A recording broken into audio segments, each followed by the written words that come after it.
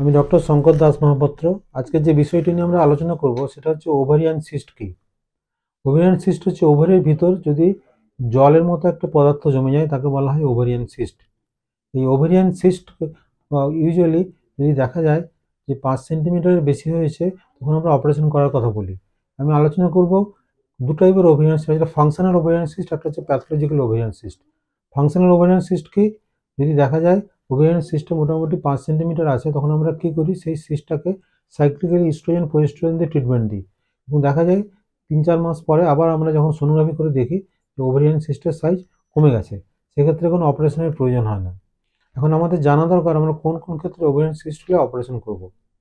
যদি ovarian সিস্টের size এই 3-4 মাস medicine দেওয়ার পরেও দেখা যায় 5-6 সেন্টিমিটারের বেশি আছে, সেক্ষেত্রে আমাদের অপারেশনের প্রয়োজন হতে পারে। অথবা দেখা যায় যদি ওভারিয়ান সিস্টটা লাস্ট 4-5 মাস ধরে খুব তাড়াতাড়ি করে বাড়ছে, দ্রুত বাড়ছে এবং অনেকটা সাইজ বড় হয়ে গেছে, সেক্ষেত্রেও অপারেশন লাগতে পারে। অথবা দেখা যায় অনেক সময় ওভারিয়ান সিস্টটা টুইস্ট হয়ে যায়, তখন খুব পেটে ব্যথা হচ্ছে, এটাকে বলা হয় টুইস্টেড ওভারিয়ান সিস্ট, সেক্ষেত্রে আমরা অপারেশনের কথা করার কথা বলি। যদি দেখা যায় পেশেন্টের অনেকটা বয়স বেশি, ওভারিয়ান সিস্টের মধ্যে আমাদের সন্দেহ হচ্ছে ক্যান্সার থাকতে পারে, তখন আমরা কিছু ব্লাড টেস্ট করিয়ে দেখি। রোমা প্যানেল বলে একটা টেস্ট করে যদি দেখা যায় হাই রিস্ক আছে রোমা প্যানেলে, সেক্ষেত্রে আমরা অপারেশনই করার কথা বলি। অথবা যদি ওভারিয়ান সিস্ট হয় হিউজ একটা ওভারিয়ান সিস্ট যেটা আছে, এটা কোনো প্রেশার সিমটম ক্রিয়েট করছে, প্রেশার সিমটম মানে পেটের ভিতরে থাকার কারণে হয়তো কোনো বাথরুম করতে অসুবিধা হচ্ছে, পায়খানা করতে অসুবিধা হচ্ছে বা অন্য কোনো অর্গানের উপর প্রেশার দিচ্ছে, সেক্ষেত্রে আমরা অপারেশন করার কথা বলে থাকি। অথবা যদি আমরা এটা জানি যে এটাতে ক্যান্সার আছে ওভারিয়ান সিস্টে, সেক্ষেত্রে আমরা অপারেশন করি।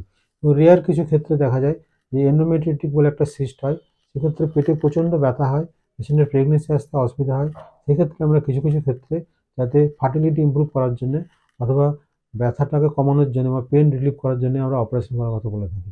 এগুলো মোটামুটি একটা নাটসেলে বলা যায় ওভারিয়ান সিস্ট কখন আপনি অপারেশন করবেন।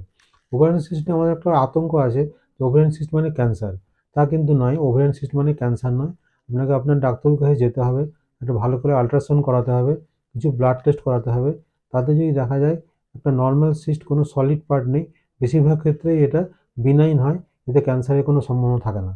যদি কোনো ক্যান্সারের সম্ভাবনা থাকে তাহলে আমাদের ভালো করে এমআরআই স্ক্যান করে দেখতে হবে, সিটি স্ক্যান করে দেখতে হবে, দেখে এবং ব্লাড টেস্ট করে দেখতে হবে এটাতে ক্যান্সারের সম্ভাবনা কতটা।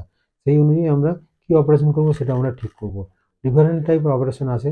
আমরা কোনো সময় শুধু সিস্টটা বাদ দিই, কোনো সময় পুরো ওভারিটা বাদ দিয়ে দিই, কোনো সময় ওভারিয়ান সিস্টে যদি আমরা মনে করি কোনো ক্যান্সার আছে, সেক্ষেত্রে আমরা ওভারি সিস্ট সহ ইউট্রাস শুদ্ধ আমরা সব কিছু বাদ দিতে পারি বড় অপারেশনের মাধ্যমে।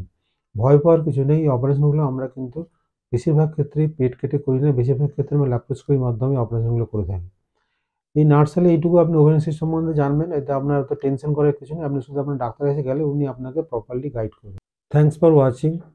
যদি আপনাদের চ্যানেলটা ভালো লাগে তাহলে আপনারা সাবস্ক্রাইব করবেন, অথবা কিছু জিজ্ঞাসা থাকলে আপনারা কমেন্ট বক্সে গিয়ে কমেন্ট করতে পারেন। ধন্যবাদ।